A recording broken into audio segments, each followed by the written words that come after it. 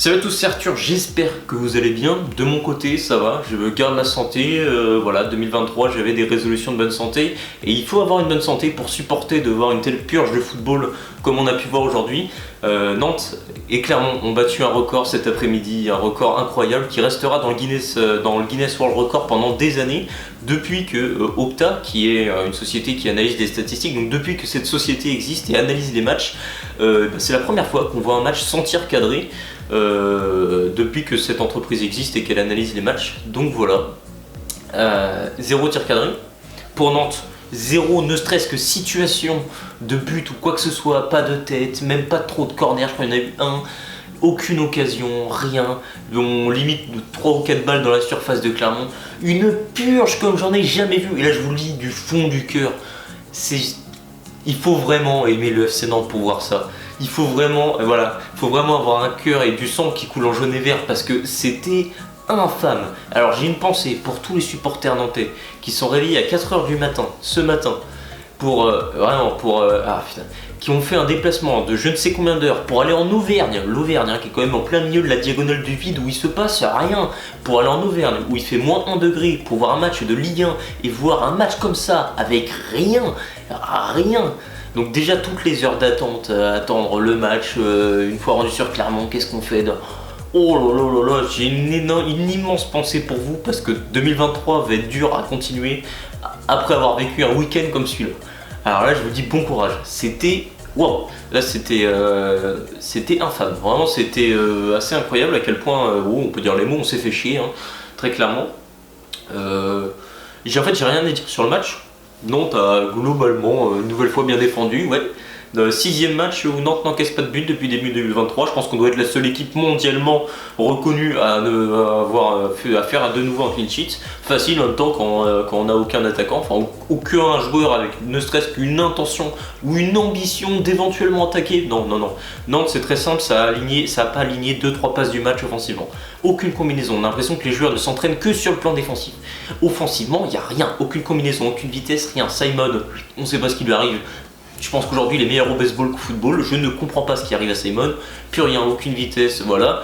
Comboiré qui nous met Blas à droite, Blas, sa vitesse, franchement, tu l'as vu, hein, il y a un moment il avait une occasion où il aurait pu aller en 1v1 face au gardien, il avait 10 mètres d'avance, il se fait rattraper en 2-2, donc il essaie de faire son dribble, mais on a bien vu que tu tirais la charrette, donc voilà, donc Blas faut tout sauf le mettre en ailier.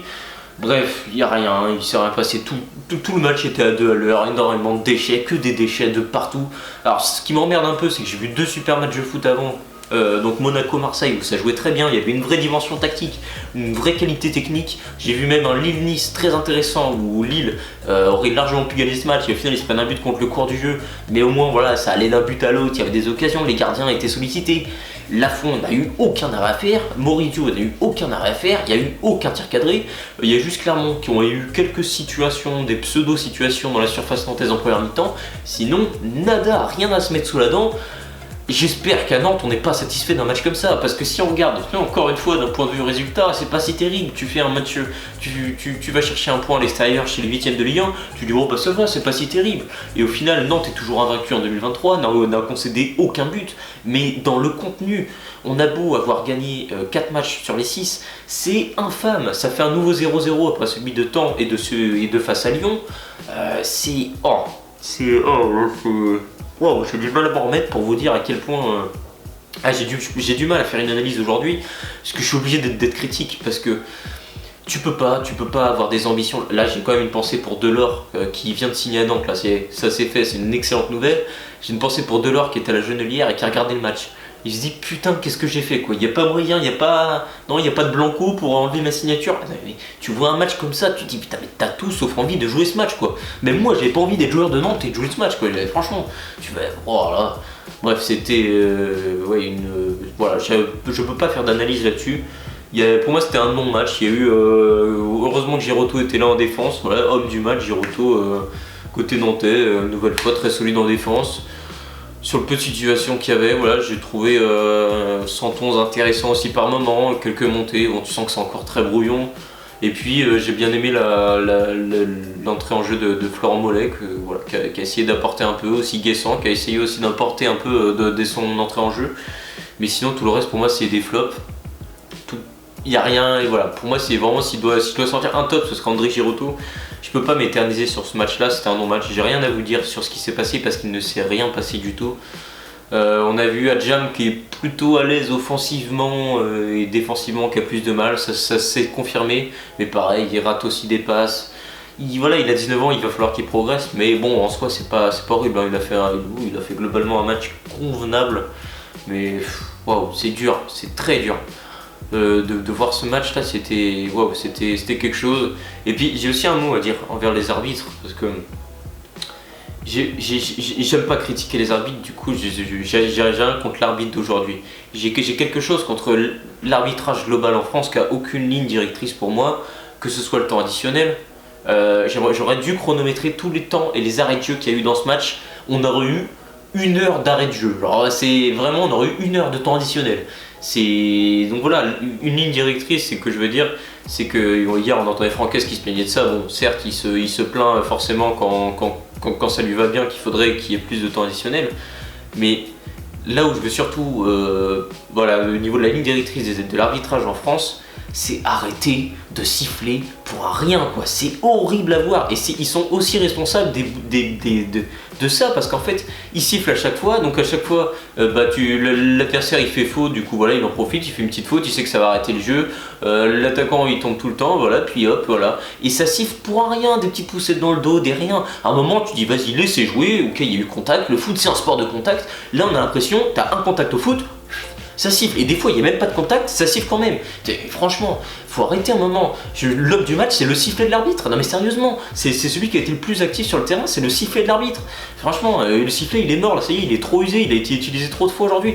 Non mais franchement, c'est que des arrêts de jeu tout le temps, ça pénalise le match. C'est vraiment, c'est un faux rythme tout du long, on se passe rien, et puis voilà, du coup j'ai raté mon dimanche après-midi quoi, avec ces conneries quoi. Donc voilà.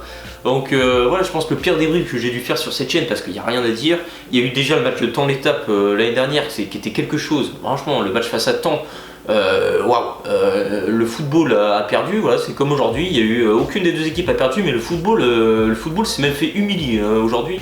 Il y a eu un manque de respect. Donc voilà, Nantes-Marseille, normalement c'est une bonne affiche qui arrive mercredi.